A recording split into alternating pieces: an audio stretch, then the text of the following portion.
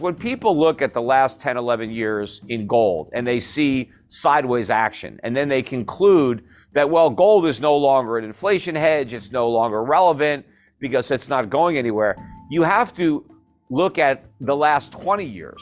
You can't just look at the last 10. You got to go back 2001 and see that gold was under $300 an ounce in 2001. And it went from under 300 to almost 2,000 in 10 years. That is a big move for the price of gold. Now, following that move, gold did have a significant correction. Between 2011 and 2015, it corrected down to 1,050, but it never got back below 1,000. And of course, it never went anywhere near the level below 300 where it began the bull market. So gold had a correction, and then it rallied up and made a new high by 2020 after COVID.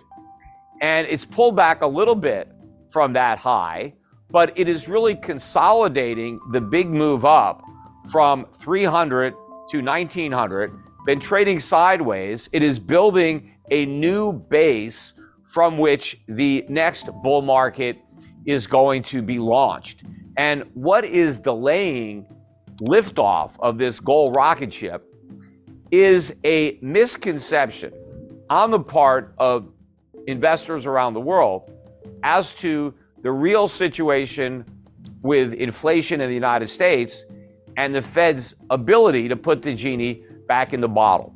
Because for years, the officials at the Federal Reserve were telling us that the problem was we didn't have enough inflation. Every time there's some type of evidence that the inflation problem isn't going away or is getting worse, the markets sell gold and they buy dollars. Why? Because they're afraid not of inflation, but of the Fed's fight to rein in inflation. And everybody just believes, well, if we're going to have this Fed that's going to get rid of inflation, I don't need to buy gold. I don't need to hedge inflation because the Fed's going to get rid of it for me. And while they're fighting inflation, they're going to jack up interest rates, and higher interest rates, well, that's bad for gold. And so the price of gold has gone down. But none of this is true because rising nominal rates don't make a difference to gold. What matters to gold are real interest rates. And as long as they're negative, that's positive for gold. And what the markets don't understand is that inflation's not going back down to 2%. It's more likely to go above 10% because what the Fed is going to bring down with its rate hikes is not inflation, but the economy, because this whole bubble economy has been erected on a foundation of inflation. The whole recovery from the 2008 financial crisis was built on inflation.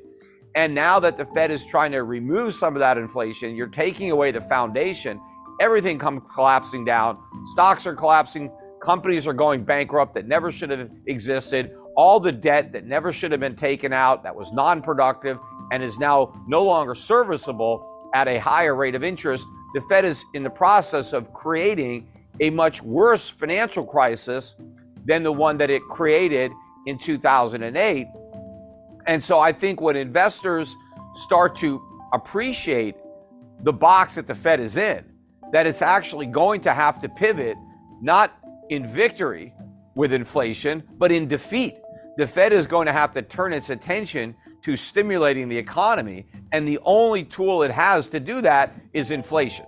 Every problem that the Fed has tried to solve, it's done it with inflation. That's why this inflation problem is impossible to solve, because when your only tool is inflation, how do you solve the problem of inflation with inflation? You can't. This is a problem that the Fed can't bail us out from. And when the markets wake up to this, when the Fed has to go back to quantitative easing, even though inflation is nowhere near 2%, then I think the bottom is going to drop out of the US dollar, and I think gold's going to go through the roof. In fact, we've already started to see this correction. The US dollar index, which was bid up to almost 115 a couple of months ago, is now down to 105. That's a significant decline. The chart looks very toppy for the dollar. At the same time, gold has rallied.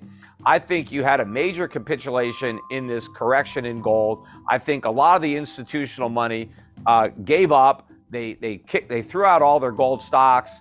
A couple months ago, you had new 52-week lows in a lot of the big gold mining stocks, Newmont, Barrick, and to me, that was an exodus from the sector. worst trade you could have possibly done. The smart money was buying up these gold stocks. They could read the writing on the wall.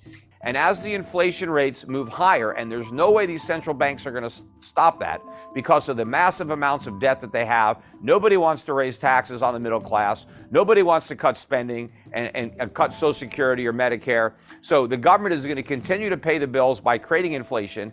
And so anybody who has dollars is going to see a significant inflation tax eroding away their value. And the same may be true for people around the world. So they're going to be looking for alternatives to government money. Just like people looked for alternatives to taxi cabs and they went to Uber, or they looked for alternatives to a hotel and they went to Airbnb, or they looked for alternatives to the post office and they started using FedEx.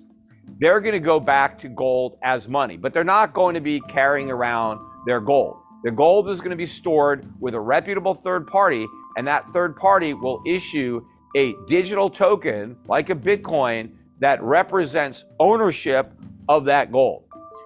The original paper currencies that circulated in the United States were issued by private banks. The Federal Reserve wasn't created until 1913. We had paper money before 1913, but it was all issued by private banks and it was all backed by gold. And what gave the paper currency value was the gold in a vault backing it up. Well, today, you can issue currency backed by gold, but you don't have to do it on paper.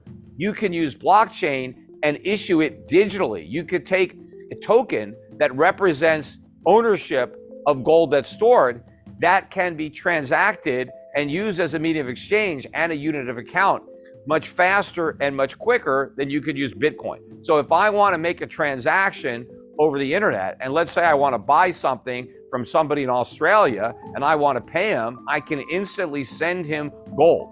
I don't have to send him the physical gold. That gold sits in a vault. What I send him is my ownership certificate digitally of that gold. And so the ownership of the gold transfers from me to the person in Australia, but the gold continues to sit in the vault. Maybe it's a Brinks vault in Switzerland, something like that, but the ownership changes.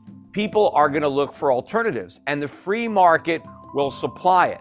Initially, the free market supplied Bitcoin because people weren't really looking for a store of value or for an alternative medium of exchange. The demand for Bitcoin was from speculators who wanted to get rich. That's why people bought Bitcoin, so they can, get a Lambo. They pointed to all the people that got in and made a fortune, and hey, you can too. There was no real demand to use Bitcoin as money. I mean, nobody used it as money. But there's going to be a demand to use gold as money. People aren't going to move to gold to get rich. They're going to move to gold to stay rich or just preserve what they have. And as inflation starts to really accelerate at a higher level, I think more and more merchants are going to want to move to a gold standard. They're going to want to get paid for their goods and services in real money, in gold. And with blockchain, that's all possible. That's all easy because you can break up an ounce of gold into tiny fractions. So you don't even need copper anymore or nickel anymore or even silver. You can do all your transactions in one metal, in gold, and you can do it quicker and cheaper than you can actually even in fiat currencies. It's easier than a bank wire. It's cheaper than using a credit card to make payments.